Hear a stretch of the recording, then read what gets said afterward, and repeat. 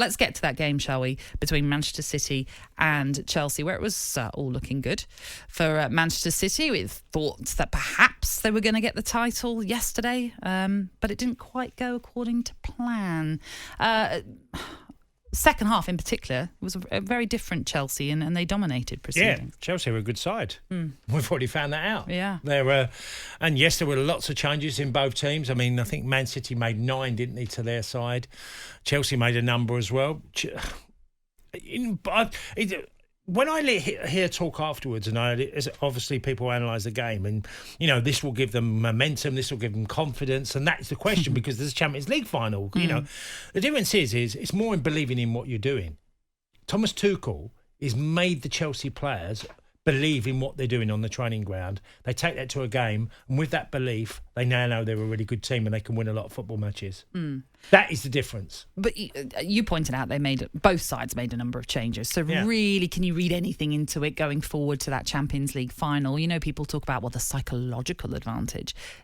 Does that really give Chelsea a psychological advantage when you consider the number of changes that were made? Well, I certainly could argue that Chelsea don't have an inferiority complex at all because they've beat them twice. Yeah. And yes, look, it could have easily been 2-0.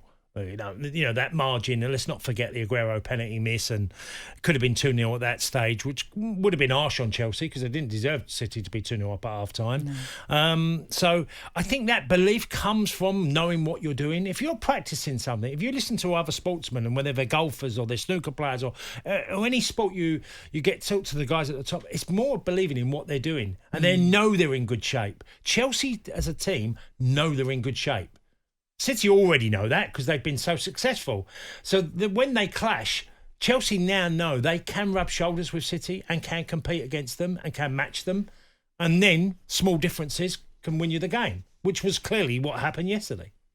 So it was a victory that Chelsea came from behind to win. They'd gone ahead Manchester City through Raheem Sterling, although Sergio Aguero perhaps wasn't quite happy with Sterling getting involved. But then, as you pointed out, Aguero then had a chance to double City's lead, and he decided to take a penalty by going down the Panenka route, which ended up being an easy save for Mendy, who it looked like he was going down to make a save and then actually just had so much time to sort of stand up and just collect the ball quite easily. I know you've pointed out it's a footballing no-no. We shouldn't be seeing it. And we know Ademola Lookman did it for Fulham. And my goodness, was he lambasted for it. That obviously is the same for Sergio Aguero. I mean, what is going through his mind to be thinking this is the right penalty to take? It's trying to be a little bit too clever.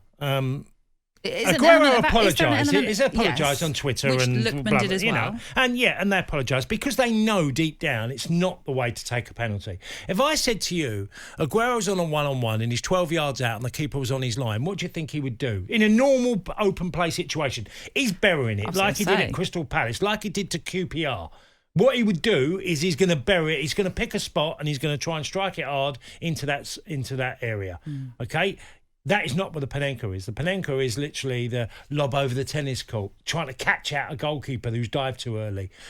I think you have to make the decision. Don't let the goalkeeper have time to think, because he actually started to go down, Mendy, and then realised he's chipped me and just catches it simply. Yeah. And I think it's just, Aguero's too good of a player to need to do that. And some might go, I think Zidane's done it, or I've seen some great players do it.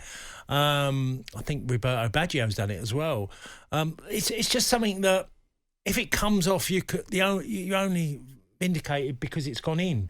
But any other occasion, and I just don't think it's the right thing to do. And Aguero doesn't need to do that. He's too good of a player. He's a fantastic striker of a ball as well. Just bury it like you would do. If you were 12 yards out from goal, he wouldn't do that. He wouldn't even attempt a little Panenka. He would try and strike through the ball. Just want to get your thoughts on two players that have sort of picked up a lot of criticism this season for their performances. One for Manchester City and one for Chelsea. That's Raheem Sterling and Timo Werner. Both obviously playing for the respective sides. What did you make of their performances? Well, Raheem's not at the level he was and is giving away the ball a little bit too often. He's not quite as assured about what he's doing. I think he's found it difficult because he's been left out of the team and he knows he's not in the first 11 at City at the moment. Yeah. And I think he's paid a bit of a price for maybe a little bit of lack of belief, and the manager, you go through that. He was a certain starter at one time. Yeah. And he was going to be in. There isn't many players at City you can go, they're absolutely playing week in, week out. He was that for a period, and he's slightly gone away from that. And other people like Mahrez have come in and done brilliant, like Foden. You've lost David Silva. So he's found it. He's probably third choice. He's probably behind Mahrez, then Foden. So then he's next, which was going to be difficult for Raheem. He's done unbelievably well at City. From the Liverpool player that was exciting, direct, and caused lots of issues, he's improved going to City without doubt. But now found for the first time that he's been really second choice to like I said, Mahrez or Foden.